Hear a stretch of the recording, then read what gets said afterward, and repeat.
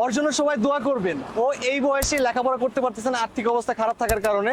ও ওর ফ্যামিলিতে ও হচ্ছে ইনকাম করে, ও নিজের টাকা দিয়ে নিজেই চলে, কারোর কাছ থেকে কোনো রকম টাকা নেয় না। ও ঈদের পরে ছোট একটা ব্যবসা দিবে, পানের দোকান দিবে।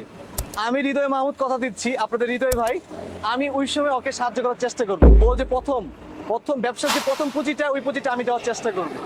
আপনারা যারা আমার ভিডিওটা দেখেন, আমি অনেক সামাজিকমূলক কাজ করার চেষ্টা করতেছি, ছোট ছোট পরিসরে শুরু করেছি। আপনারা যারা আমার ভিডিওটা দেখেন অবশ্যই লাইক, ফলো এবং শেয়ার দিয়ে আমার পাশে থাকবেন। আর এই ছোট্ট ভাইটার জন্য দোয়া করবেন।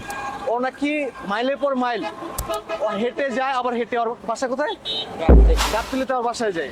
জীবনটা সাকসেসফুল করার জন্য সে অনেক কষ্ট করতেছে। সবাই ওর জন্য দোয়া করবেন।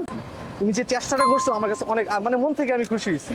আমি তোমাকে দোয়া করে দিলাম, মন থেকে দোয়া করলাম, তুমি অনেক বড় সাকসেসফুল হবা, অনেক বড় ব্যবসায়ী হবা। তুমি লেগে থাকো, যাক তুমি ভালো থেকো।